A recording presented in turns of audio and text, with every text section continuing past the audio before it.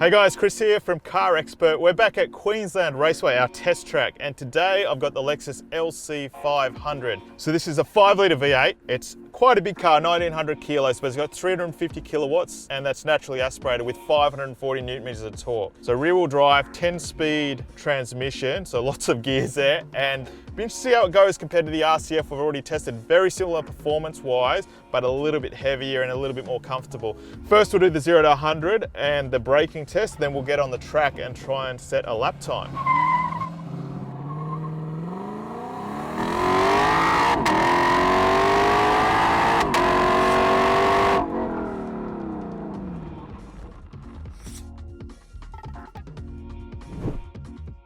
All right, so initial impressions. I love the seats. This is a really good example of comfort and support. Like most manufacturers just miss it either one way or the other, but Lexus have done a great job here. I'm sitting nice and in the seat, down low, but I've got great support as well. So it's really comfortable, really supportive, and sort of fits with this car. So expecting high performance, but you still want your luxury. So you've got that here.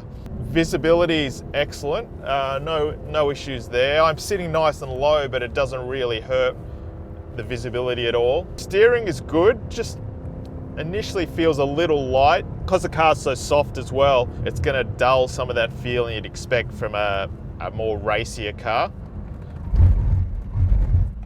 Brakes feel pretty good, but you do notice the extra weight of this car. It's heavy, it's 1900 kilos, like I said, and that's gonna hurt you on the track. And although there's a lot of good things, the weight is always a disadvantage.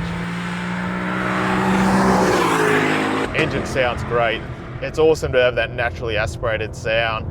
When it gets high in the rev range, it just comes alive.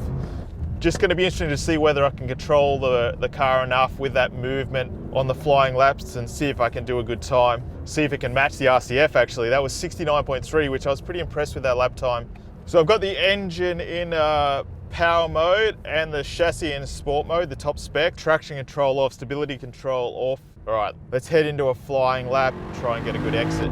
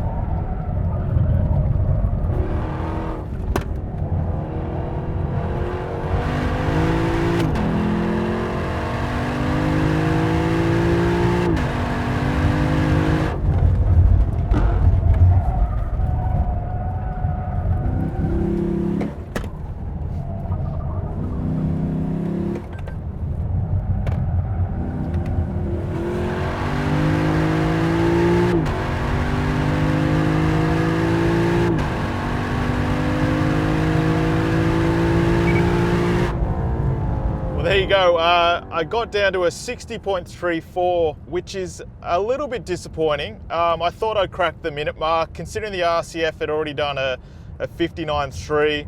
We're in the middle of summer now as well, so the track temperatures are higher and you're going to lose some grip. Let's look at the positives. Engine sounds amazing, revs out nicely, super free, really like that. Just the fact that you've got so much weight tied to that hurts it a little bit off the corner. I just felt like we were a little bit sluggish to get going. Once it got up in the revs, then it was no problem at all. You can see this is a car built for comfort more than the track. It sounds great, it does a lot of things well, but it's just a little bit lazy on the track. There's a lot of energy going to different places. I couldn't quite get the car to squat how I wanted off the corner, and the rear just slid that little bit too easily. I had a couple of slides there, even on the fastest lap on turn 2, I lost the rear there, and I was just trying to explore the limits, but just didn't have the feeling I wanted at the limit to really harness the potential of the car. I really feel like it could have been much faster than that, but I was just held back by basically the comfort of this car. It is so comfortable, the seating position, everything's awesome in that respect, but it just lacks the feedback that you want for outright performance. I also struggled a little bit with the brake pedal, and I've noticed this with a few cars, that they're so clever, and Lexus is right up there with a brand that does clever stuff with their cars, that it actually interferes with the feedback and the feeling you need at the limit. So I'd get different results from the same force, and that's always a challenge to drive to when you're looking for a braking point, looking for the limit. Sometimes I'd have a firm pedal that will go soft later on. Other times it would be the other way around, and sometimes it would think I was in a panic situation and be jumping on the brakes, so it would do more than I wanted. So I had to be careful not to attack the brakes too hard, because then it would accentuate what I was asking for, and then you try and balance that out through different corners, and it's hard to do that. You're sort of guessing what's going to happen, so that's a bit of a challenge. The car was actually surprisingly tail happy as well. I tried with both traction control on and off and stability control on and off. Ended up with everything off and trying to deal with it. And like I said, I even did the quickest lap with the car sliding around a bit, because I had to attack. I had to go over the limit to know where it was. So you do have to be a little bit careful in this car in terms of the throttle, especially when the weight transfer is exiting the corner.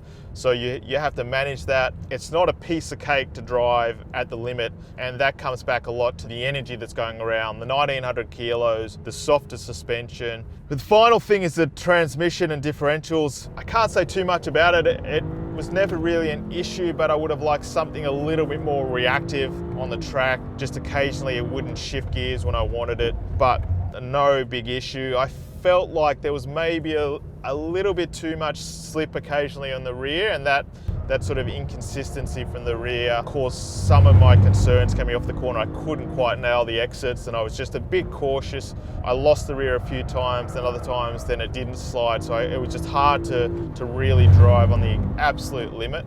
But again, this is a car that's not designed for driving at the absolute limit. It's a performance car that's comfortable, but does it all with luxury refinement. So there you go, guys, the Lexus LC500. Now this did a pretty good time for what is a big luxury car. Now it was fun, but also a challenge out there. Rear-wheel drive, the thing drifts like a weapon, so that was good fun. A little bit off the pace of the RCF, which we've also tested here, but you can understand that. It's 1900 kilos and only 350 kilowatts, and not a huge amount of torque, so it is going to be limited there, but it does sound fantastic out on the track. So my 3 tips with this car: firstly, because it is so big and heavy and lazy, which is a positive in terms of comfort, but a negative on the track, you've got to be really controlled going into the corners. You've got to be managing that weight, smooth with your inputs, and not over committing. Then you want to be in a position to use the engine. The engine loves to rev freely and be in the top end, so you've got to be in the right gear, in the right position in the middle of the corner to make the most of that off the track. And third, you're not going to sweat too much in this car. This is so comfortable and luxurious.